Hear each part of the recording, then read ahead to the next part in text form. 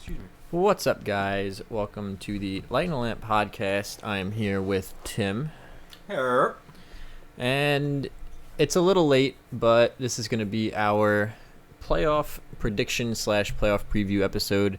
We wanted to try to get something together on the weekend before the playoffs started, but we were unable to. So it's not super duper late. I mean, by the end of tonight's games, there will be a couple of series done, or not done, with 2 games played, except for the Bruins and the Capitals, who have 3 games played by the end of tonight. But so it's a little late, but a little, better late than never. So I guess we're just gonna go through this, division by division, and we'll end with the North Division since they haven't actually played any games yet.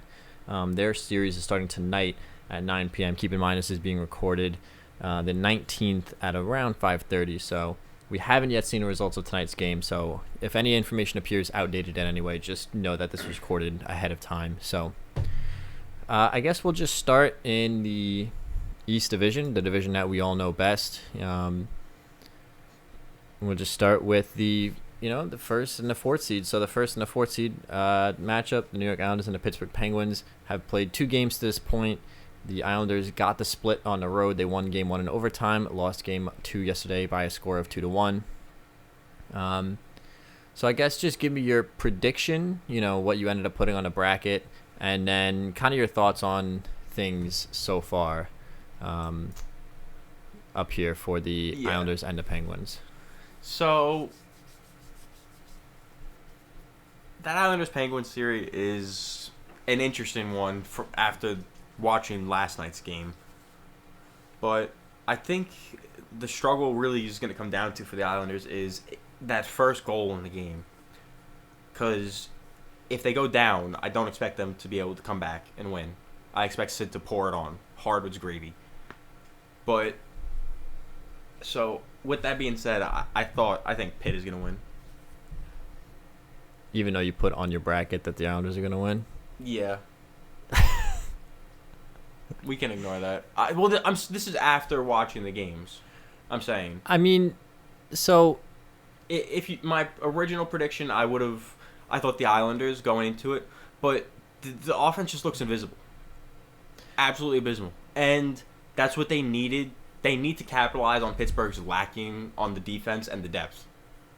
So I put Islanders in 7 on my bracket, and I'm sticking by that for now. But this was a tough series to call because the Islanders and the Penguins are basically polar opposite teams. The Penguins are all about the offense. They bolstered the offense through the last couple of off seasons and trade deadlines with guys like Jason Zucker, Kasperi Kapanen, and the Islanders' offense has kind of always been a question since Trotz took over. I mean, that's pretty typical of Barry Trotz level teams.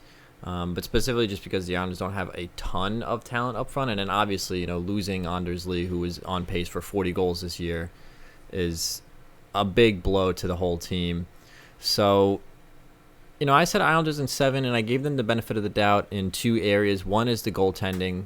I did expect them to have a goaltending advantage, which, Ilya Sorokin started game 1 because the nagging injury to Semyon Varlamov, but Tristan Jarry looked like absolute garbage in game 1. I mean, there was just no ifs, ands, or buts about it. Varlamov last night, the first goal was absolute trash, obviously. But after that, he ended up making 43 saves on the game, so you can't really fault him for a 2-1 loss. And, you're right. The offense is obviously the question for the Islanders, which has been for the last 3 seasons. But, the indication from game 1 and game 2 is that if this is going to be a low-scoring series, which Game 2 was, Game 1, 4-3 in overtime is a bit high for the playoffs, but if this is going to be a low-scoring series, that typically does benefit the Islanders more than it does the Penguins. That being said, again, it's going to be a question of what are we going to get out of some guys. Like, what are the Islanders going to get out of Oliver Wahlstrom? What are they going to get out of Matt Barzal without Anders Lee? It's a big question mark. The flip side of the token is, what are the Penguins going to get out of anybody not named Sidney Crosby, Jake Gensler, Brian Rust? And the first 2 games, they've gotten nothing out of anybody not named those guys. I mean, the 2nd through 4th lines for the Penguins has been invisible. That's what I'm saying. So the fact that like I said, that first goal is going to be really tough to let up, especially especially in a game like that. I think if the Islanders can manage to work their way on the scoreboard first in the rest of these games, I think they could take it because they're just that solid defensively, and I don't really see Pitt being able to break through that besides the line that you said. Besides their first. I mean, that's the thing is, like, Pittsburgh's not a deep team. Like, we've seen deeper Pittsburgh Penguins teams win Stanley Cups, and this is a very, very shallow Pittsburgh Penguins team, even with Evgeny Malkin, because Malkin was pretty much invisible for the better part of most of this year. So it's definitely tough. I mean, to be honest with you, this was a really tough matchup for me to call. I think this is kind of a coin flip, in my opinion. Like, it depends. If Sidney Crosby wants to show up on certain nights, it's going to be tough for us to combat that. But if the Islanders can get a couple of fluky goals on Tristan Jarry, which they have, it's going to be tough for Pittsburgh to come back on that. So it's interesting. You know, the Islanders did their job. You always want to go at least split on the road, and the fact that they split on the road puts them in a good position. If they can win their 2 games in Nassau Coliseum, you know, they're in the driver's seat from there on. So game 2 for that is tomorrow. So, you know, I guess my other question before we move on is, because neither one of us, neither you nor I, have either one of these teams coming out of this division. I have the Bruins, and it looks like you also have the Bruins coming out of this division. So either team that wins, is there a chance that either one of them can end up coming out of this division against either one of the Capitals or the Bruins, which is obviously the next series we're going to be talking about? But, you know, they're going to have to play either one of those teams. So is there any hope at all for the Islanders or the Penguins? Or Yeah, if Washington wins, they have a lot of hope. Because Washington has a bunch of notorious bums on their team. TJ Sochi's Sochiing it up right now, but let's see if he gets another cold spell. I don't think he's going to be in tonight. I think he's hurt. Yeah, so that's another. That's the other problem is Eller is injured right now. I don't think Eller's playing tonight. I think Sochi is a game time decision, but doubtful.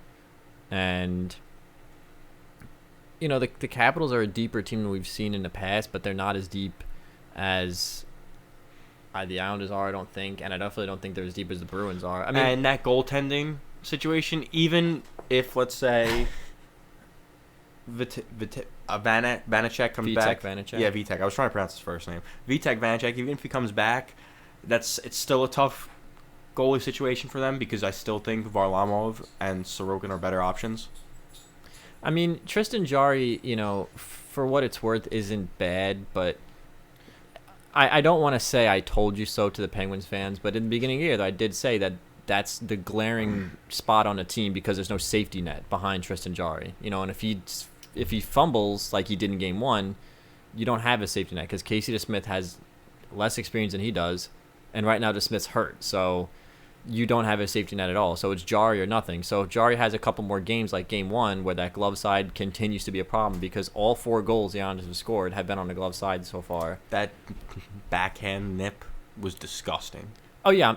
Jarry had no chance on that. That was disgusting. A backhand from the slot, like, there's nothing he could do. But, you know, there's no question that the first couple of goals he let in Game 1 on the glove side, the Pajot and the first Palmieri goal probably should have been stopped. So weak. It's just one of those things where it's like you look at it and it's like it's Jarry or nothing for the Pittsburgh Penguins. And when he played well last night, and he only let in 1, and they won the game. If he plays poorly, I mean, it's going to be really tough for this Penguins team to put in more than 3 goals against the Islanders at any point. So I think it's an interesting series. I mean, in my opinion, if I were to ask myself my own question, is there any chance for either one of these teams? I don't see Pittsburgh getting out of this division because you can't have goaltending that runs hot and cold, you know? You need consistent goaltending through the playoffs. You can't have a guy be fantastic one game and then terrible the next game because you need to consistently win games to get out of these series. You can't go into the premise of a series thinking you're going to trade the games off when... Yeah, because what if you don't trade one? What if you wind up flukingly lose one?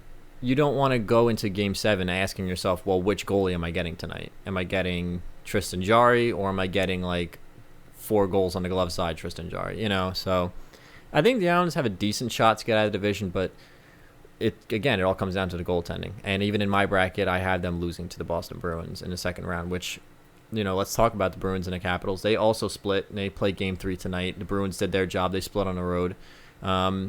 So give me your thoughts on who wins and what have you seen so far out of the first 2 games of the series? This series gives me a headache, honestly. First off, I would like to say that the officiating in this game is highly questionable. The officiating in the East so far in the playoffs has been very suspect. It's really the East. It's absolutely awful. I don't know who is up in this Northeast Atlantic area, but can we fire them? No, they're not that bad. They're not enough to. I don't think they're enough to blow a series yet, but they've been highly questionable in some of their judgment calls. It's been hard, and I mean, I don't know if you saw last night Wallstrom's second penalty, the roughing penalty, where he literally is skating, he dumps the puck in and then pushes the guy off of him, and he gets a 2-minute rough. I mean, you don't call that in the playoffs ever. Period. Point blank. End of story. That is not a call you make in the playoffs. And luckily for the officials, the puck didn't end up in the back of the net. The Islanders killed off all 3 penalties they faced that night. But say, for example, Varley stops that first goal. It's a 1-1 game, and you make that call and ends up in the back of the net. That's not a call you make in the playoffs. And we've seen other issues like in the Bruins Capitals series where, it's interesting. They were talking about how every time there's a scrum, they're taking 2 guys, right? 1 on each team. And they're keeping it fair and even. But somebody pointed out that doesn't stop the scrums, because if your thought is, well, it's going to be at least even at the end of it, I'm just going to keep punching guys in the head until the refs say, okay, you're gone. Now your team's on a PK. That's when you start to settle things down. And I'm not advocating for... We've seen guys in this series, though, get jumped, and then they both get sent. Yeah, I mean, I'm not advocating for a milk toast playoff series. I absolutely love hard, fast, and destructive, honestly, playoff series. Like Game 1 of Florida Tampa Bay was incredible. It's funny you mentioned that, though, because they also blew that game. But that wasn't as bad, though. I'm not advocating for the melting down of playoff series tension. You need to have that because it's a playoffs. But at the same time, they're making calls that they shouldn't at certain times, and so we'll continue to elaborate on the officials. But specifically in the Washington-Boston series, who do you think is going to come out on top? And what have you seen so far? Boston is getting kind of tossed around in this series. In the physical game aspect, they're just getting ragdolled most of the time. Taylor Hall caught Marchand in his hand. Why? Because he got checked into the bench. Why is he getting checked into the bench like that? And we're not seeing a retaliation check from them. Boston's a hard, scrumming team. They're playing physical, but at the end of the day, I don't think if they lose this series, it'll be because they're not as physical and they're going to get tossed around. It's funny because this is on the scale of gritness, I guess. This is actually one of the softest Bruins teams we've seen in a long time. The top line of Marchand, Bergeron, Pasternak, none of them are really hard hitters. Marchand's a pest. He's more of a talk in your ear type of guy.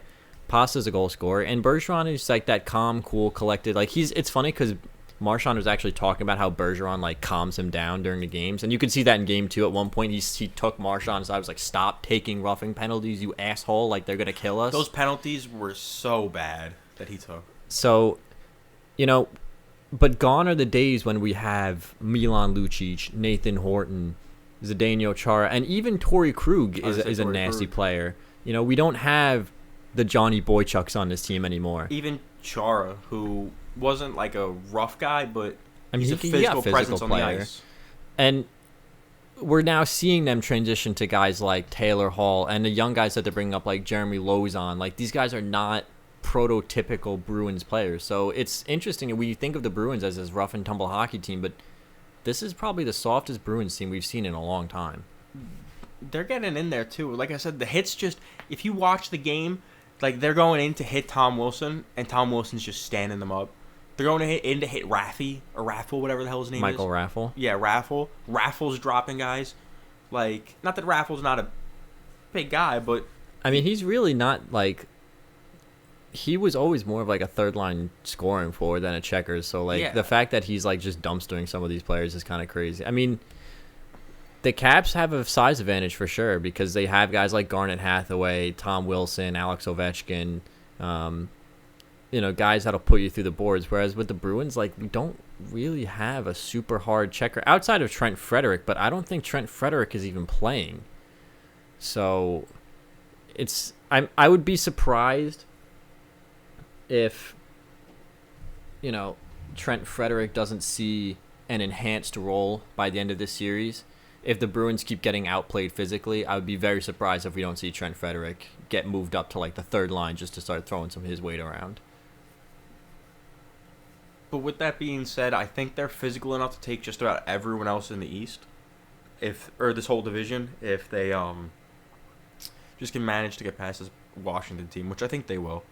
They should just be able to outwork Washington in terms of scoring and just pressure. So my original call was, I think I said Bruins in I said Bruins in 6, and I'm gonna stick by that one. I said Boston in 5. I don't know if it'll still be 5, and I'm not just saying that because they already won a game, but after the way that the games have gone, they've been a lot closer than they should have been, in my opinion. So I'd go with more like 6 games at this point. Yeah, and then me and you both have the Bruins coming out of the East Division. Obviously, a lot of that has to do with, in my opinion, the reason why I picked the Bruins is, yes, they are somewhat of a one-trick pony at this point. Like, they have a really good line. But they have Rask. They have a little bit of balance with Taylor Hall. He helps balance out the lineup a little bit now. And they have Tuukka Rask, who, outside of Semyon Varlamov, is the most experienced playoff goaltender. Obviously, the Capitals are now playing Craig Anderson, who has his fair share of experience, but that was not the plan. That being said, I think the magic that we're seeing out of Craig Anderson, because he's been playing really well, I don't think it's very sustainable, just because you're seeing a lot of these shots like along the ice that he's making mistakes. It's just the Bruins the aren't luck capitalizing. hasn't switched on to the Bruins yet. That's what I'm saying. Like, these shots that are along the ice, specifically at his feet, have been missing just wide or hitting off the post, and they're going to start going in. And when they do, it's going to be difficult for the Capitals. So I feel fairly confident in saying no matter who wins the Islanders-Pittsburgh series, that Boston's going to come out of this division. But if Washington wins the series, whoever comes out of the Islanders-Pittsburgh series, I genuinely think has a pretty fair shot at coming out of the East. I do too, because Washington just was inconsistent throughout the year. So we'll switch to the other series that, we'll switch to the other division that has had, the West is at 2 games. Well, we'll go to the Central, and then we'll work our way out west before we go up north. So Carolina, Nashville, it's funny because a lot of these series to me were really, really close.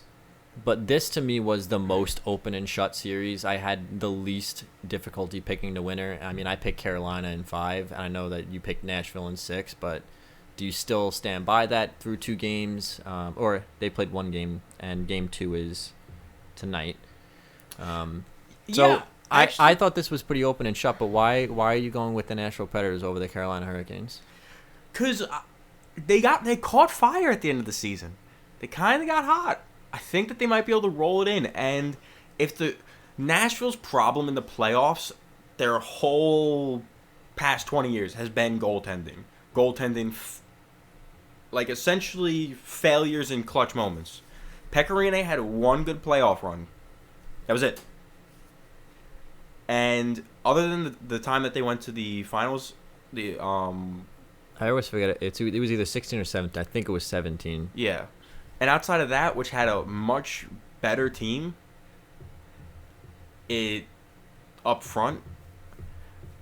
But I don't know. I just kind of believe in the train. I mean, to me, like I said, the reason I think this was so open and shut is but also Carolina's goaltending, I think, is a really big hole in the team. And Nashville plays... It was 17, by the way. They went to the finals. So 16 was the year the Penguins played the Sharks. And Nashville, I think, has a solid defense. And I think they have a few offensive weapons. And if they're able to just capitalize on maybe mishaps on the Carolina's side, which isn't really most likely going to happen because they are a deep team, especially on defense and through their centers.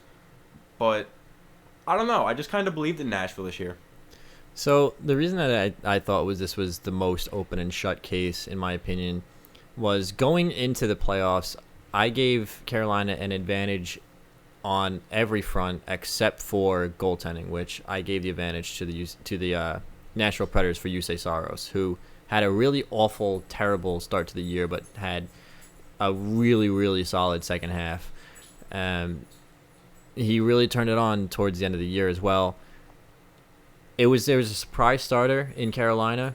Alex Nedeljkovic got the Game 1 nod despite Peter Mrazek being healthy, which is a surprise to pretty much everyone, which indicates to me that Carolina knows that their goalie of the future is Nedeljkovic, and maybe they saw an opportunity with a potentially weaker opponent in the Nashville Predators, or at least an opponent in the Predators that has traditionally had trouble scoring. So it's not like they're playing the Lightning and they were, with all their threats. They said, all right, well, we'll give Nedeljkovic a start.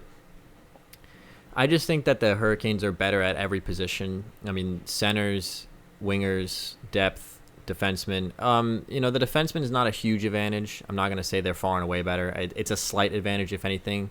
If you wanted to make the argument that they're equal, I would not really argue against that all that hard. But we had this conversation the other day. Yeah, I wouldn't argue all that much against saying that the Predators are on par with the Hurricanes, but the forwards, it's not even close. Like, the Carolina Hurricanes are a league better than the Nashville Predators, and we saw that in the score reflecting the other night with a 5-2 win, with an empty netter, the 5-2 win for the Carolina Hurricanes. And to me, it came down to, when I was thinking, do I give Nashville a shot here? It was, do the Predators have something that can break through the defense and the depth of the Hurricanes? Because the Hurricanes have a deep forward core. They got guys like Jesper Foss, Marty Necas, Morgan Geekie, a lot of guys that I really like. And my answer really was no, because I don't think Nashville has a game breaker up front. And to beat a team like Carolina, you either need a very balanced offensive attack or you need a game breaker. And I didn't really see that out of Nashville. And quite honestly, if Carolina wasn't in a division with the Tampa Bay Lightning, they probably would have been my pick to come out of this division. Spoiler alert, I picked the Lightning, but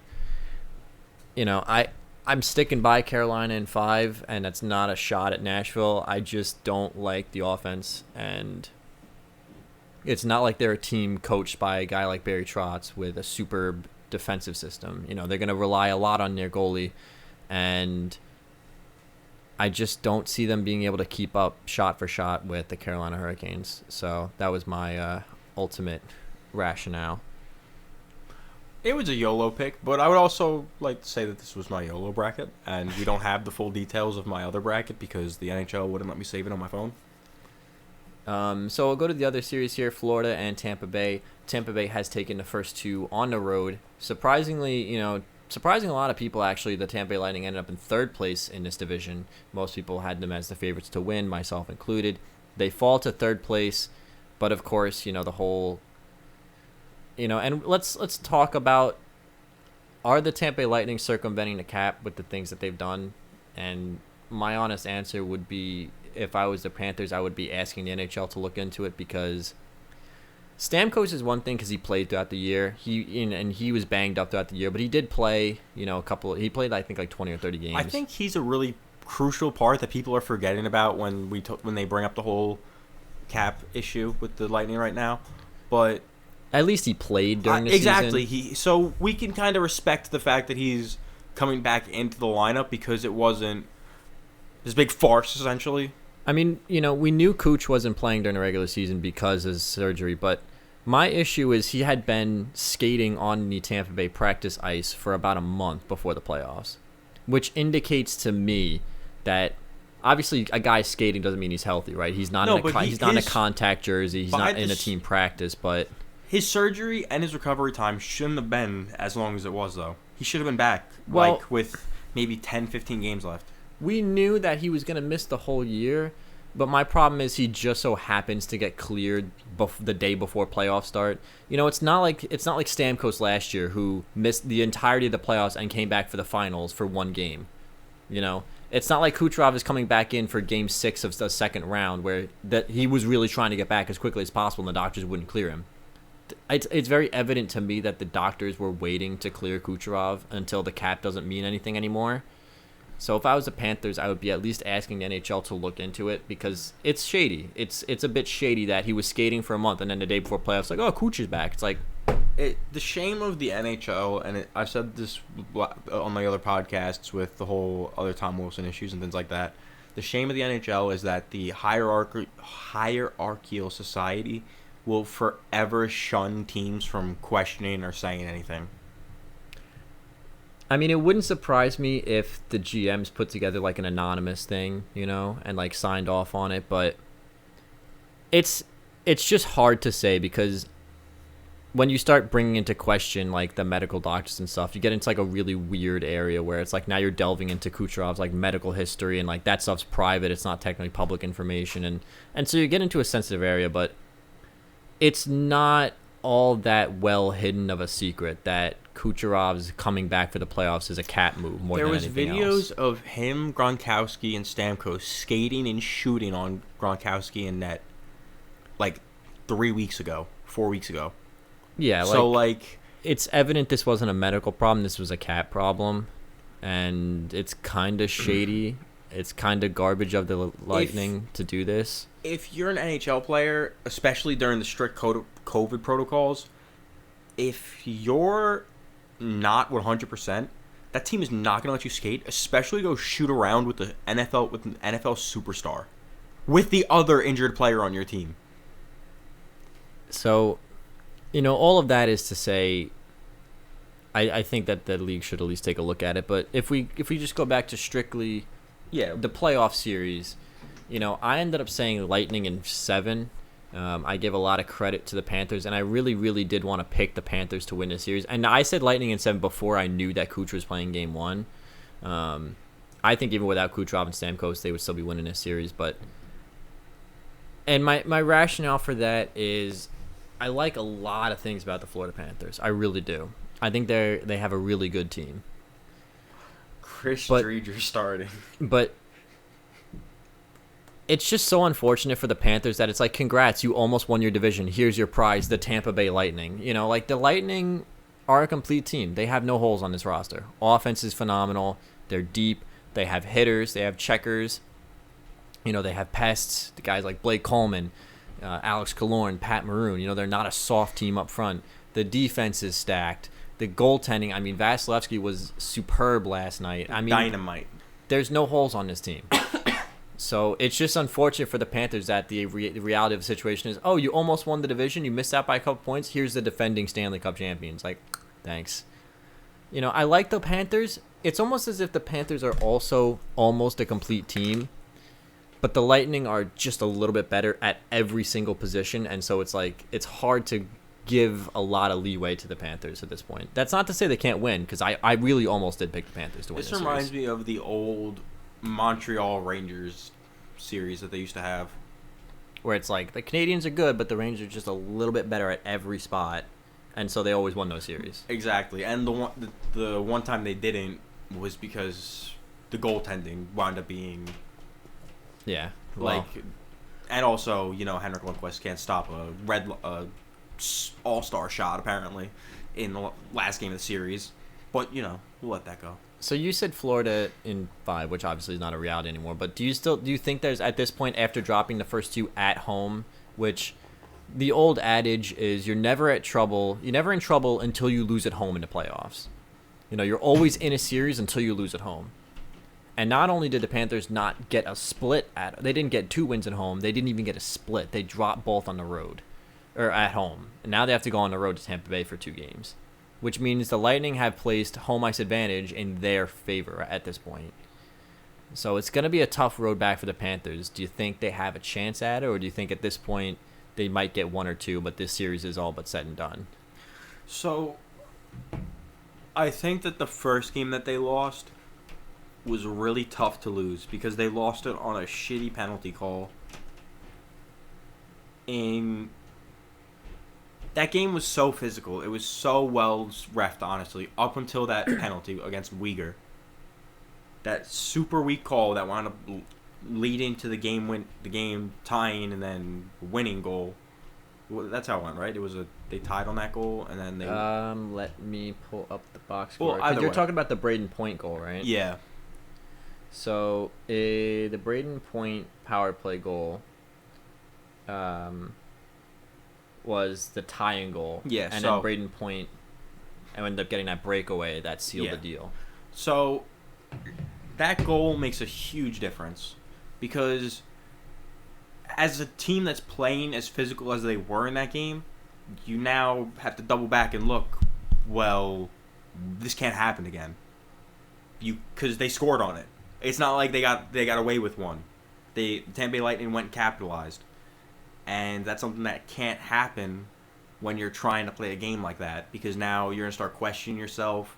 When you're skating into that corner to make that big hit, you might let up, and that might cause the play not to go in your favor.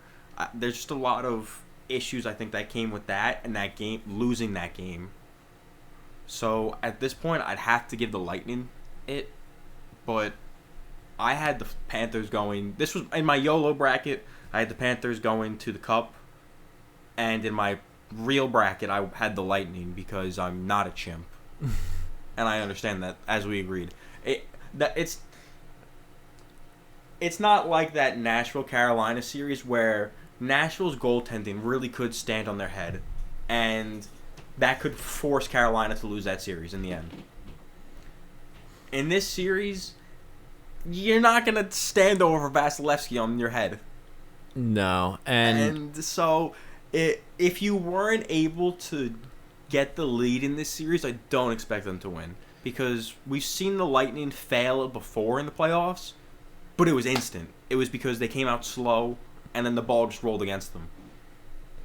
Yeah, it's very difficult, we've seen, to come back against this Lightning team. I mean, last year in the playoffs, the Islanders fell down early 2-0, and they ended up forcing a Game 6 overtime, but every win the Islanders got was a fight. It was a claw. You know, they won by 1 goal in their first game. They won an overtime in Game 5, a double overtime in Game 5. You know, this is not an easy team to fight, period, on even footing, but it's an even worse team to try to fight uphill against. And I think one of the issues for the Panthers, you know, in Game 1, the Lightning went 3 for 4 on a power play. Game 2, the Lightning go 0 for 3 on a power play. I think that the Panthers are going to need to figure out this Tampa Bay Lightning power play and find out a way to shut it down, because giving up 3 power play goals is not going to do you any good. And, you know, the Panthers are also just taking a lot of penalty minutes. I mean, they had 18 PIMs in Game 2. In Game 1, they had, pull up the stats here, another 18 PIMs. And you want to play physical. You want to get on the Lightning, because that is a way to slow this team down. But if the refs are going to call it the way they are, you can't afford to be on the penalty kill against these guys. So I hate to say it, because I really did want to give the Panthers a lot of credit after proving me wrong in my standings predictions. I really did want to give them credit, but I don't see.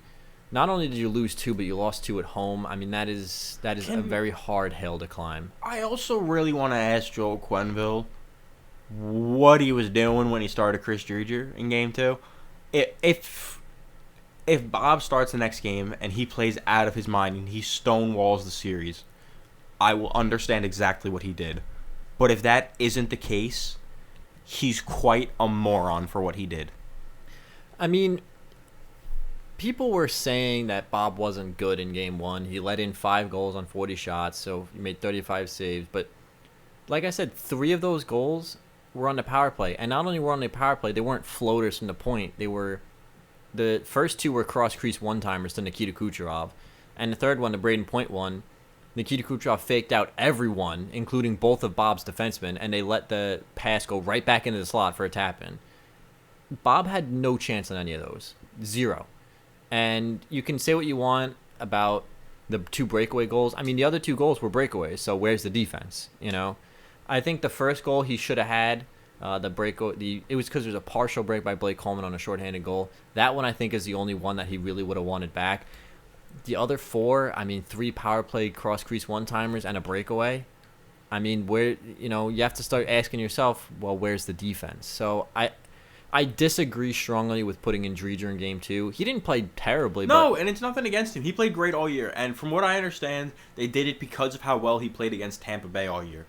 And that's fair. But Bob he's been in the playoffs. This is his time to shine. Like, you give him his wings and let him fly. And, like, you cutting his wings after the first game when, as we said, it wasn't his fault, you might just Carter Hart him for the rest of the season. Because that's essentially what happened to him. They let in the defense was abysmal. He let in a crap ton of goals. And then he wound up losing all of his confidence, and he just started playing like shit. I don't agree with the switching of goalies either. It kind of also goes back to the Islanders. I don't really agree with putting Varlamov in Game 2 just because you need consistency in your goaltending throughout the playoffs, and playing this goaltender roulette is not really the answer. So, I don't know. I don't mean to cut you off, but it is currently 6-2 in the Flames game. Yeah, well. In favor of the Flames. Just anecdote. That being said, I mean, my pick to come out of this division, my second-round matchup was Tampa Bay, Carolina. If Carolina had stronger goaltending, I think this would be a closer series because, honestly, the two teams are pretty comparable on all other fronts. I think that the Lightning and Hurricanes have pretty similar firepower up front, pretty similar stalwarts on defense, but I'm not taking any of Reimer, Mrazek, or Nedeljkovic over Andrei Vasilevsky. So Vasilevsky. I don't see any other team coming out of this division besides the Lightning, to be honest with you. No. If the Florida Panthers can't stop them, no one can. The Carolina Hurricanes have a shot, but I don't like it. Like I said, the goaltending they're pretty is the even issue. on every front except the goaltending, and you can't compare to Vasilevsky. I mean, that's why I think Florida's the only team who could really do it. Unless, of course, like I said, in Nashville, they maybe... No, it's not even close. So, let's go out west. We'll start with the... Rolling down the street. Yeah, we'll start with the Avs and Blues. And this was, again... I think this series, on paper, is closer than people give it credit for. Because on paper, the Blues really aren't that bad of a team. It's just the on-ice product doesn't really seem to connect. It's almost like when you order something online and the pictures are really, really nice. Like you order a nice painting online, you're like, oh, this looks great, this looks fantastic. And then you get it and it's like too small. And it's like smaller than you thought it was. Doesn't look quite right. The Blues on paper, honestly, are a pretty good team. I mean, they didn't really lose all that much this offseason. They even got Tarasenko back earlier from injury than they thought they should. On paper, the St. Louis Blues, I think, give this Avalanche team a run for their money. But based on the way they played all year and based on the way Game 1 went, I'm not really giving them all that much credit. I believe I said Colorado in 6. You said Colorado in 5. Is there any chance for St. Louis? Or is this kind of just, this to me was the other series that was as close to open and shut as you could get it. Yeah, no, I don't think St. Louis was a damn shot. And the fact that Gabriel Landeskog went out there and pieced up Braden Shen was just about the icing on the cake for me. But I love Colorado. The Avalanche were my West team once the Red Wings got moved over. So I would love to see them win the Cup at this point. And I, at this point, think they will. But I think that fight is more important than people think. I think that fight demonstrates to me that the Avs are sick and tired of not making it to the Stanley Cup Finals. Because realistically, for the last 3 seasons, they should have been in the Stanley Cup Finals. And nothing against Landeskog. I love the guy. But he wasn't really... Throughout the regular season, he was there. But he was outshined by Mikko and Nathan McKinnon. So for him to come out and do that in the playoffs is a huge testament as him as a captain and as a pivotal player on the team. Because it shows that he's out there and he's looking to win and he's ready to win no matter how he has to do it. Whether he's scoring, assisting, blocking shots, fighting. I think they're just tired of losing, honestly. 100%. They're sick of it, and the fact how they're so scrappy is ridiculous because they're not really that scrappy of a team. Honestly, they have some gamers. They have guys that will fight, but they don't have like a heavyweight. I'm saying though, and everyone was going at it in that first game. Everyone on the Avalanche, they were not bodying them. There was a fair hitting game, but they were going into every check looking to finish it. Yep. And, they play Game 2 tonight, obviously, St. Louis on the road. So even if St. Louis loses tonight, they're not technically in that bad of a position because they are coming home for the next two. If they win the next two, you turn into a best of three. But it's going to be tough for the Blues, I think. So we'll go to Vegas, Minnesota, which quite an interesting series, honestly. I believe I said Vegas in 6. You said Minnesota in 6. Through the first two, game one was honestly an absolute goaltender's duel. I mean, Fleury was absolutely stunning in game one. Talbot obviously also very good. I think the Vegas' issue against Talbot was they weren't really generating like second and third chances. They were a lot of one and done, a lot of one shots from the point, shots from the wings, and then the defense would clean it up. So Minnesota takes game one in overtime. Vegas takes game two by a score of 3-1. But I honestly thought the Wild, for large stretches of that game, kind of heavily outplayed the Vegas Golden Knights. Kind of a flip-flop from game one, where the Vegas Golden Knights honestly outplayed the Wild. 42-30 are the shots in that game. Still, you lose 1-0. Game two, the Wild outplayed the Knights, but then they lost. So it seems like the team that plays better loses. But I'm going to stick by the Vegas Golden Knights in this one. I will say the Minnesota Wild have looked like a really good team through two. But to me, it's a question of sustainability. And I think there's just more experience on Vegas. I think there's Vegas in comparison to the superstars on the Wild. Like Kaprizov is experienced in European hockey, not North American hockey. But they have a lot of older pieces on that team, though. But when you talk about Vegas, it's like, Mark Stone, who made all those runs with the Ottawa Senators. Fleury, who, do I even need to say they also, experience? to be fair, like Petrangelo. They've also Stanley went Cup to champion. back-to-back like playoff runs to that team, so yeah, So like they, no matter who you, they went to Stanley Cup and then Western Conference finalist, and there's just a lot of experience. And to me, the question of this series, when I was thinking about who's going to win this series, it came down to the kind of little things, because the goaltending, I think, was a question mark for me. First of all, who was going to start? I honestly thought they were going to go with Kakinen, but they went with Cam Talbot for the playoff experience, which I understand. The defense was fairly similar. I think the offense, you give the advantage to the Golden Knights, but the little things to me is what made the difference, and that experience and the rough and tumble nature of the Vegas Golden Knights, they're a pretty big hockey club, all things considered, gave them the edge, in my opinion. That being said, it is a split series, 1-1, and Vegas, Minnesota did their job. They split on the road. They got to go home with a 1-1 series, which is always what you're asking for when you don't have home ice advantage. It wouldn't surprise me to see the Minnesota Wild win the series. I don't think they will, but it wouldn't surprise me, all things considered. But I guess the ultimate question is, do either one of these teams compete with the Colorado Avalanche in that second round to come out of this division? No. And you know what's funny about that? Minnesota actually didn't look that bad against Colorado in the regular season. But, yeah, no. I just think that this iteration of the Avalanche team, with the added security in net, the added depth with Devin Dubnyk. So if, knock on wood, Grubauer gets hurt again, they have that depth, they have that added security. The addition of Brendan Saad to the upfront portion, giving them a little bit more depth. The addition of Devon Toews kind of leading more into getting away from that Nikita Zadorov hard-checking type defenseman and leading more into the speed and the offensive prowess of the game, which I'm not a huge fan of. That's the one thing I don't really love about this Colorado Avalanche team, is the defense is honestly geared very heavily towards offense, but I just think that they're head and shoulders above most of the other teams in this division, to be honest with you. Like, the only team that can stop them, in my opinion, is the Vegas Golden Knights, and I don't foresee it happening. So we'll go to our last division here, the Scotia North Division, which hasn't started their playoffs. They're starting tonight with Winnipeg, Edmonton. You're going to have to explain yourself for this first series with Toronto, Montreal. I picked Toronto in 6 because the only reason I picked Toronto in 6 instead of 4 or 5 is because of Carey Price. I think he's going to be good enough to steal 2 games. Surprise news, Jack Campbell is starting in net for the Toronto Maple Leafs in Game 1. Freddie Anderson will be backing up. I say surprise news, but it's not that surprising.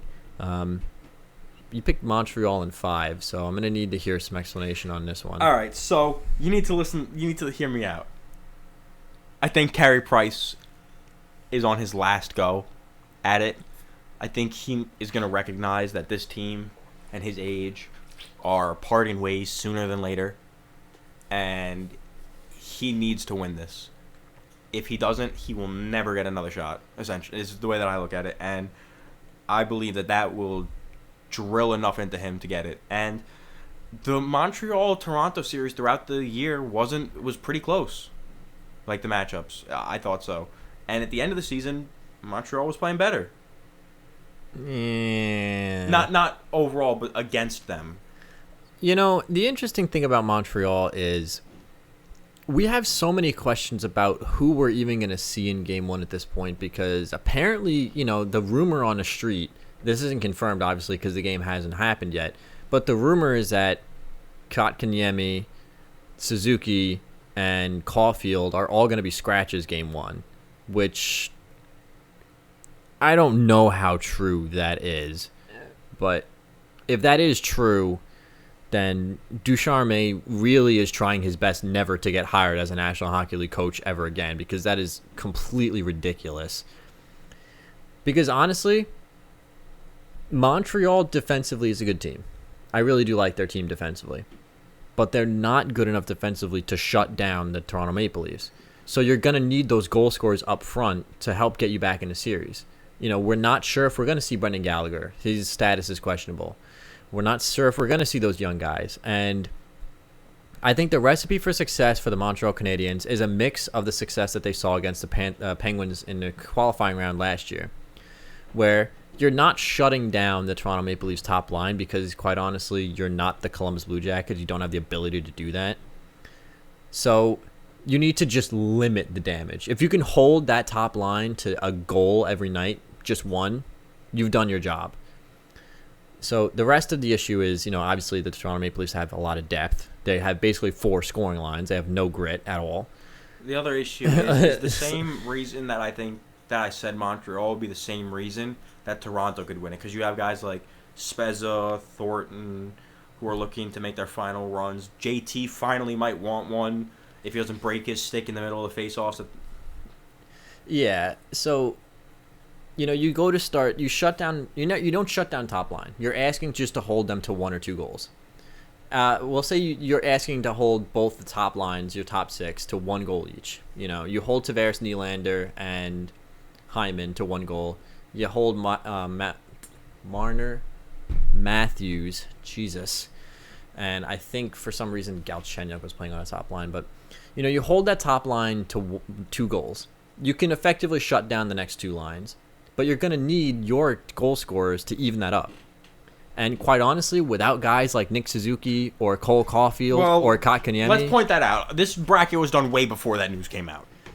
You know, and again, like I said, that's not confirmed. We don't know. Yeah, that might be a farce to try and, you know, spark some rumors. If those guys are either scratched or unable to go, there's not a lot of goal scoring on this Canadiens team.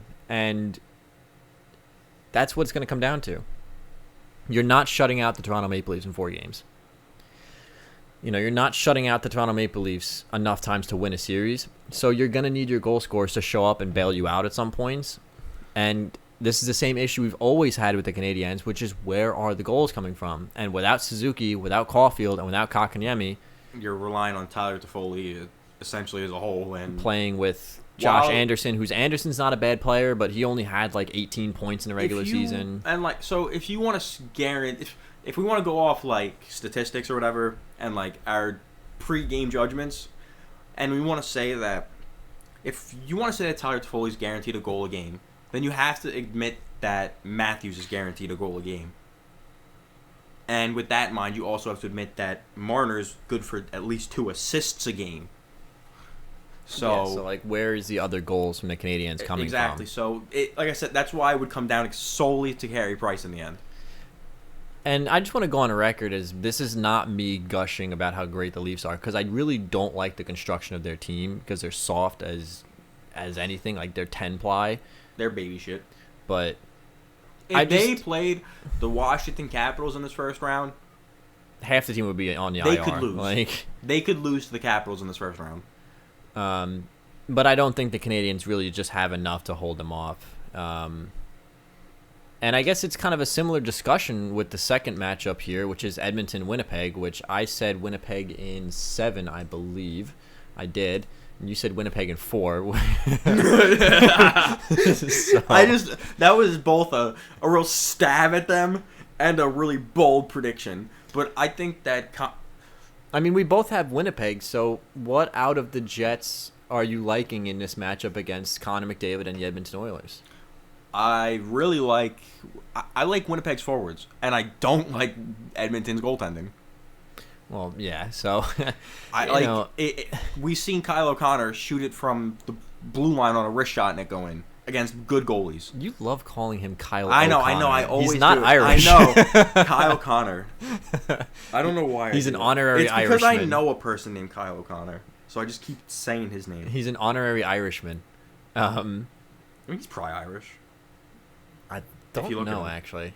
But, all things considered, I really don't think the Edmonton Oilers have that much of an advantage on the offensive side of the puck because the Jets have a really good top 6. I mean, you've got Scheifele, Wheeler, PLD, and then you have Connor, Ehlers, if Ehlers is healthy, with Paul Stastny, and then the Jets have some really nice depth pieces like Andrew Kopp and Adam Lowry to add to the mix. So, and Andrew Kopp played very well at the end of the season. Yeah, and that's something that the Oilers don't have. They have Connor McDavid, they have Leon Draisaitl, they have Ryan Nugent-Hopkins, and they have Kyler Yamamoto, all of which I'm big fans of. But the depth just isn't there. James Neal is complete garbage, as I've been predicting this whole time. And then what are they just going to rely on Darnell Nurse the whole time to just sit there and take shots off his face? The defense is all right. I actually don't mind the defense with guys like Adam Larson and Darnell Nurse being able to play that shutdown role. But the question is, if the offense is fairly even, I'll give a slight advantage to the Jets on the depth of the offense. The defense is obviously, surprisingly, in the Edmonton Oilers' favor just because of the Winnipeg Jets' youth on defense. So if the defense is advantage Oilers, the offense is advantage Jets. It comes down to the goaltending, and my oh my, you have a Vezina caliber goaltender in one net, and you have an absolutely not Vezina caliber goaltender in the other net. And we saw the goaltending last year was the downfall of the Edmonton Oilers against the Chicago Blackhawks, who, for all intents and purposes, kind of had a similar team to this Winnipeg Jets team. Good offense, questionable defense. Obviously, the goaltending is better for the Jets, but the build really isn't all that dissimilar, and I'm still not seeing anything out of the Oilers that can indicate that they can play a shutdown playoff-style game. So, listen, would it surprise me at all if the Edmonton Oilers come out here and Connor McDavid just completely blows out the Jets? No, because he did it all season. He put up like 28 points against the Jets. So would it surprise me to see the Oilers just blow the Jets out of the water and sweep them in 4 games? I would not be surprised. I'm not predicting it's going to happen, though. My ball is in the court of the Winnipeg Jets. And so our second round matchup, is a little bit different. I have Jets Toronto and you have Jets Canadiens. I had the Toronto Maple Leafs coming out of this North Division. You had the Jets coming out of the North Division. Is that contingent on the Canadiens beating the Leafs? Like, do you think the Jets could also beat the Maple Leafs? I think the Jets could beat the Maple Leafs too, honestly. I think that they have the depth, like we just said. And I think that if Connor Hellebuck is there, and because he needs to play well in that first series, no matter what. Because Connor McDavid could easily rip him apart and win that series if he goes down and scores 5 goals. I mean, it's a similar situation where you're not shutting down Connor McDavid, you're just limiting the damage. Exactly. That's all you can ask for. Like, if you hold him to 2 points, you've done a good job. Essentially. So you have the Jets coming out of the North Division. So our finalists are a little bit different. I have Toronto, Colorado, Boston, Tampa. You have Winnipeg, Colorado, Boston, Florida. ultimately my Stanley Cup matchup is the Colorado Avalanche and the Tampa Bay Lightning, with the Lightning winning it in 7 games. Your Stanley Cup matchup is the Florida Panthers and the Winnipeg Jets, with the Florida Panthers coming out of it. I'm not sure how many games because it's just the goals, but I mean, you have a lot of faith in this Winnipeg Jets team to be able to take down some pretty heavy offensive teams. I guess just like this was the YOLO bracket. Let's remember the other bracket was the Avalanche winning the cup. So then we'll go with that one. So I have Tampa Lightning. I have the Lightning and the Avalanche, with the Lightning winning it. I think most of our guys actually in this league have Lightning, Avalanche in some way, shape, or form. That was the final for me on my regular bracket. But this was my really in-depth, super analytical, like, if I believe in people. So I still do believe that the Winnipeg Jets could beat the Avalanche. So because the Avalanche have a good defense, but I don't know if they have the size on defense. Because it's not a shutdown defense. And it really even the isn't. forward, like, all 6 of their top forwards on Winnipeg aren't small. None of those guys are small. They're gritty. Not necessarily, like, I'm not saying that they're super in the corners fighting guys, but they're gritty, hard-working guys who will check, which is what the Avalanche also have in their forwards, but their defense not so much. And I also really love Neil Pionk, and I think if he can shut down Connor McDavid and Leon Draisaitl, he can shut down Mikko and Nathan. Yeah, it's going to be interesting if they do get this far, because they're going to have to run the gambit of super offensively minded teams between the Jets, or between the Oilers, then the Leafs, and then the Avs.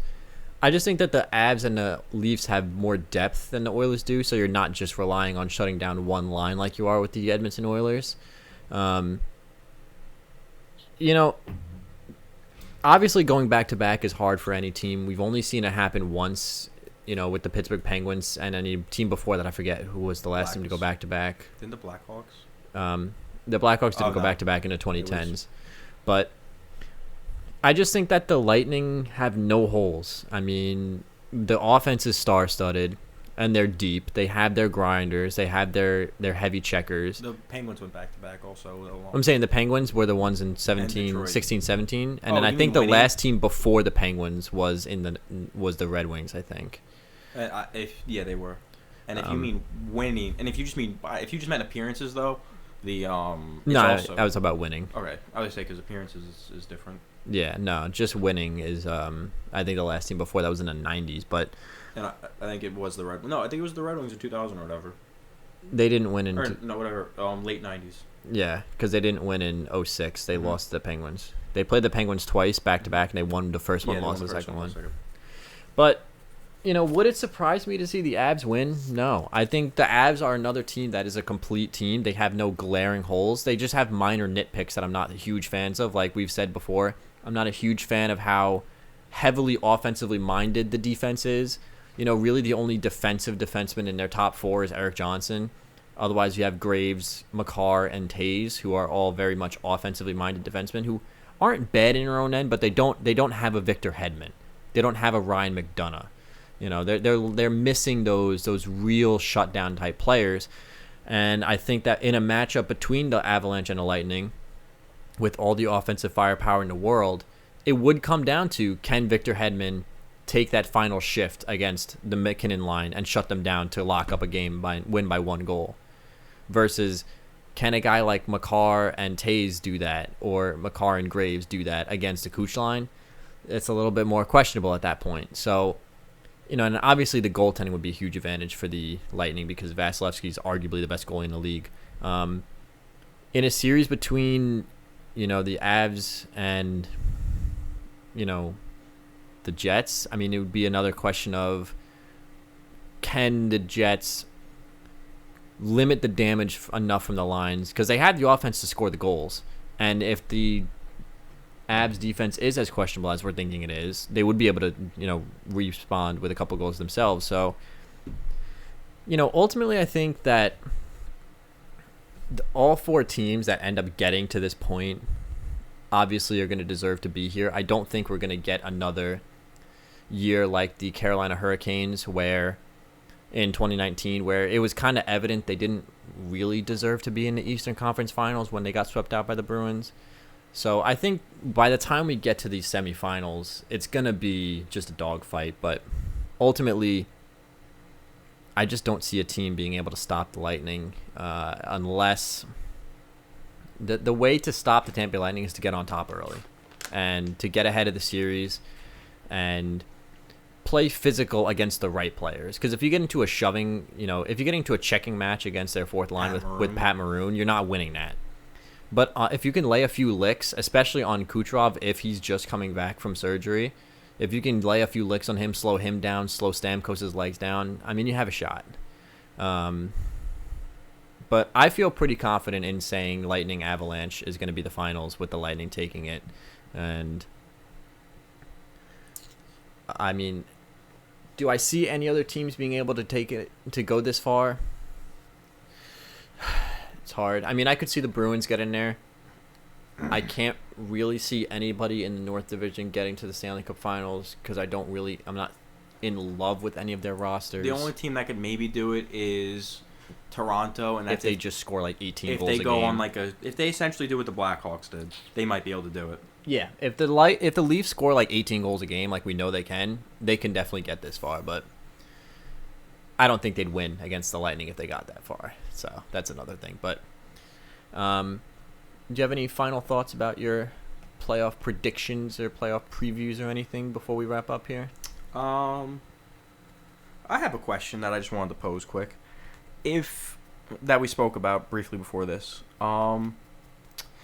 If Marc-Andre Fleury manages to capture another cup, or capture a cup in Vegas, does he go down as a better Knight or a better Penguin?